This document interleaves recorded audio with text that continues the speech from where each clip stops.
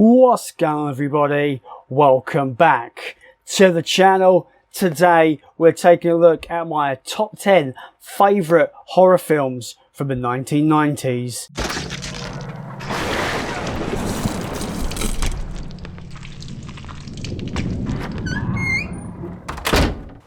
Number 10, Brain Dead. Peter Jackson's Brain Dead.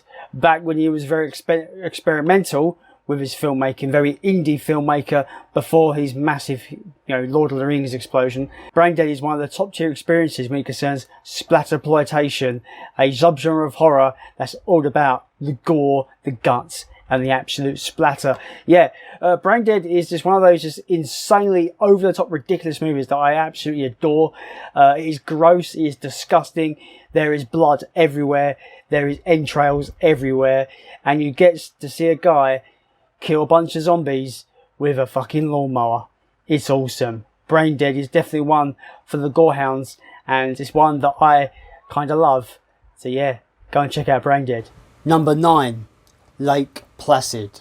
That's right, throwing in a good old creature feature in the mix with this one. I have a lot of fun with this movie. Rewatched it fairly recently when I got this DVD at the charity shop.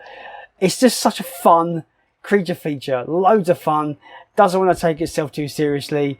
Yeah, it's just great. I just love these, real life kind of animal attack movies that are very tongue-in-cheek. You had like the seriousness of Jaws from the 70s. This is kind of Jaws if it was like cranked up to like absurdity and doesn't take itself seriously. It is a blast. Go and check out Lake Placid if you've not. It's got a myriad of sequels, but the first one is a good old time and probably one of the better, horror films from the 90s. Towards the tail end of the 90s, this is just before the 2000s kind of took off. But yeah, 1999, Lake Placid, giant alligator, crocodile, whatever it may be. It's awesome. Number 8, Wishmaster. Do you wish it? I just love the absolute cheese of this movie. 90s cheese at its absolute finest. It is so good. It's so fun. The character of the Djinn is excellently portrayed by Andrew Divoff, who fucking hams it up to absolute oblivion. It's so much fun. I fucking love this film. The Djinn, be careful what you wish for indeed. A very, very good film. Super 90s cheese, but one of my favourite horror films from the 1990s for definite. Wishmaster. Number 7, Tales from the Crypt, Demon Night. Hell yes, it's Demon Night. I saw this year for the very first time. You'll have a grin on your face for the duration. It is absolutely delightful, wonderfully acted by all involved, and you've got Billy Zane putting on probably his most zany, pun intended, performance. He is proper hamming it up to 11, 12, 13, as high as you can go with this. If you just want a really tongue-in-cheek, just expertly directed, the practical effects are fantastic. The main kind of characters are just likeable and kind of lovable, and you kind of love Billy Zane in this, even though they're technically not meant to. But yeah, Demon Night is fantastic. It's one of the best horrors from the 90s. I love it. And you should check it out if you've not seen it. It is a lot of fun. It needs to be seen by more people. Demon Night.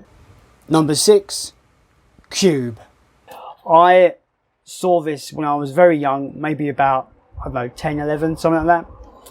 On some channel, it was on TV, and I absolutely loved it. I thought it was so unique, so cleverly done.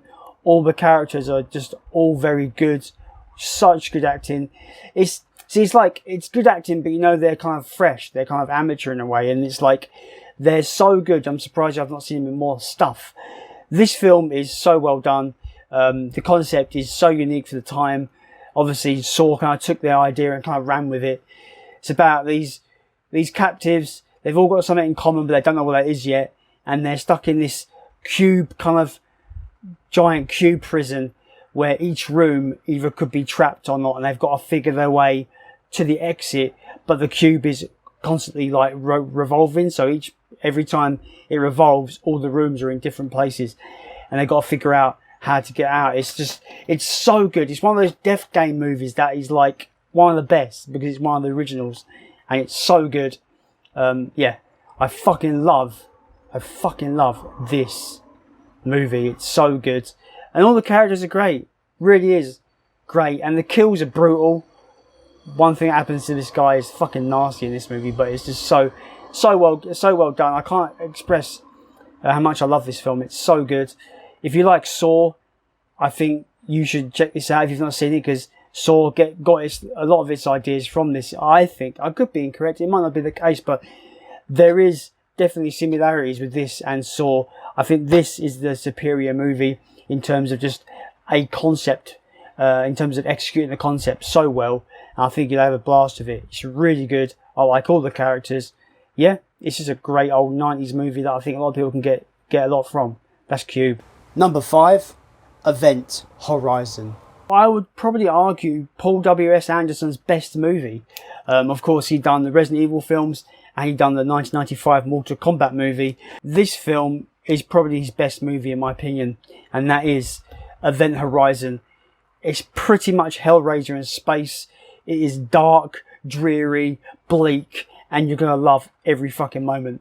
Sam Neill is absolutely terrifying in this. His performance is fantastic. Lawrence Fishburne is also fantastic. Yeah, this has got some horrific imagery. It will just, be in your nightmares for years. I know it did me when I saw it when I was younger. Yeah, horrific, wonderful. The production design is incredible. The actual concept is nightmarish. I love this film. It's awesome. Yes, I'm holding up the VHS because it's the only copy I've got. I've only got it on VHS at the moment, but I digress. Event Horizon is one of the best horror films of the 90s. It's one of the best science fiction films from the 90s, and everyone should check it out. It's not for the faint of heart. It's fucking bleak as hell, and it will fuck your mind up, but it is awesome. Event Horizon. Number 4, Frailty. Next up is a film I also saw this year for the first time, and I absolutely fucking loved it. Kind of part horror, part thriller. Bill Paxton, he directed this as well. Frailty. This film is one of the best films ever in my opinion. I absolutely adored this film. I loved the story it was telling. I loved all the turns, all the twists, everything that happened in this movie. It kept you on the edge of the seat. It is just so well crafted. Bill Paxton plays this dad of his 2 boys, and he gets a vision from an angel telling him he has to go on a mission and basically rid the world of these evil people, these demons in human form.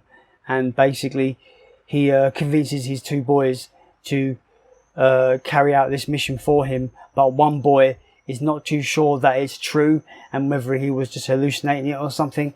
And you never really know if the vision is true or not throughout the film. It's keeps it very vague and keeps it very kind of secretive of whether did this really happen? Was it a message from God, or was it just something he dreamt up? It is so dark, so disturbing, incredibly acted. The 2 boys in this really did a great job, with their acting ability. It's fantastic. And Bill Paxton directed the shit out of this movie. It's brilliant. I love it. It's one of the best films from the 90s, one of my favourite films of all time. I really hope this gets a 4K because I would love to have this on 4K.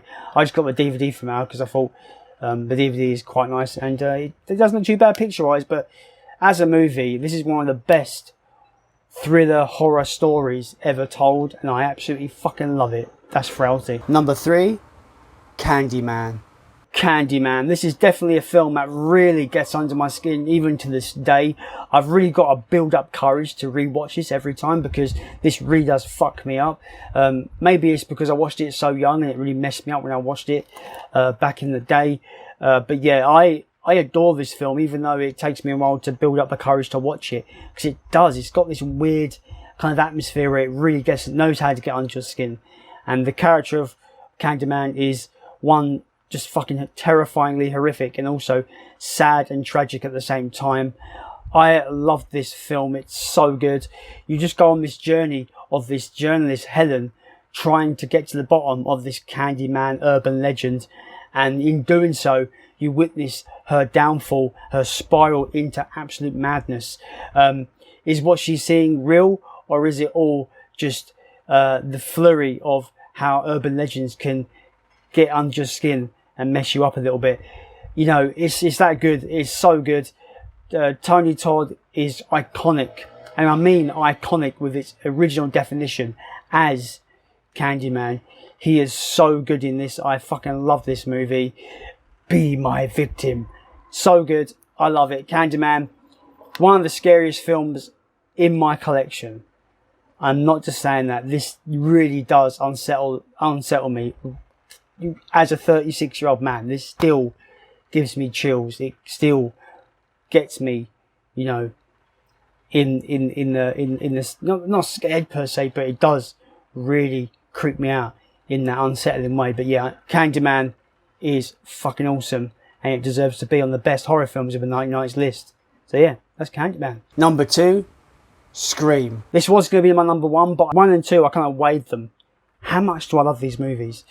And Scream came in at number 2. Yeah, Scream, what can I say? I never actually had a big love for this film growing up. It was one of the first horror films I saw. Never had a big love for it growing up in my teenage years. I had somewhat of a love for it.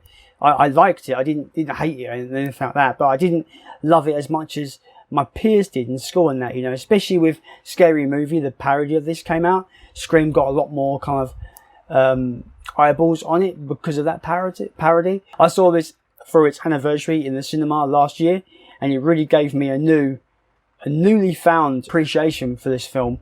And I will go as far as saying it is one of the greatest horror films ever, and it's one of the greatest slasher films ever. It's a masterpiece. It deconstructs the genre so fucking well, and the Ghostface killer is such an iconic killer. It stands alongside Freddy Krueger, Michael Myers, Jason Voorhees. Ghostface is along that slab. It's iconic. Ghostface could be the most recognisable slasher villain, slasher killer we know. Everybody knows that mask. Everybody knows who that is. So you can debate that in the comments. But yeah, Scream is an absolute masterpiece. It flips the horror genre, especially the slasher genre, right on its head, and I love it. And I've found a newfound love for it over the last year, because seeing it in a packed out, you know, theatre with a bunch of people that love this movie and really, you know, see it on the big screen for the first time, really gave me that newfound appreciation, and I absolutely fucking love it. I think it's a 10 out of 10 movie. But it's not number 1, guys. It's not number 1. Number 1, Child's Play 2. Now, this film may not be as good, as well made, and as iconic as Scream, but when it comes to personal enjoyment, I love this film so much I cannot contain my excitement to talk about Child's Play 2. It's not just one of the best horror sequels ever made. It's one of those sequels that is better than the original in every fucking way. In this film, we get the full on Chucky. He really goes all out in this film, and I absolutely love it. And this is the Chucky that I think of when I think Child's Play. It is the manic, the crazy Chucky doll that we all know and love. This is the movie where I think we get him at his most just Chucky. You know, this is where Chucky really found himself, I think, as a character. They really found the character here with this film. I love all the characters in this. The 2 foster parents are kind of lovable, but also kind of bastards in the same way, because they're not sure how to handle Andy's kind of fear or kind of you know, anxiety about Chucky. They are kind of a bit worried about him doing things. They blame a lot of things on Andy in this movie, which he didn't do, of course. It's Chucky, as it, you know, has always been. I like Kyle. I think she's a great side character. She's a really strong kind of, you know, sister character to Andy. I think she's great. And this has probably one of the greatest horror finales ever, in my opinion. The Toy Factory is such a good, you know, third act. It's so good. Everything about the third act is just great. And I think, yeah, it's one of the best third acts ever, in my opinion. And Child's Play 2 is my favourite horror film of the 1990s. And yeah, it's fucking awesome. It's also my favourite in the franchise, if you can't tell. But yeah, Child's Play 2 is awesome. Sorry, Jack. Chucky's back. So that's it, guys. That is my top 10 favourite horror films of the 1990s. Let me know what your favourites down below are. Let me know if I've missed any, because there was quite a few horror films that came out in the 90s A lot of people think it's the worst decade for horror. Let me know your opinion in the comment down below. As my list, pray tell, it wasn't actually super bad in terms of horror, but I do rate the 80s a bit higher, and I do have more films that I enjoy probably in the other decades, 2000, 2010s. But we're going to get to those lists very soon. As always, guys, I have been Jason, and I'll see you, as always, in the next video.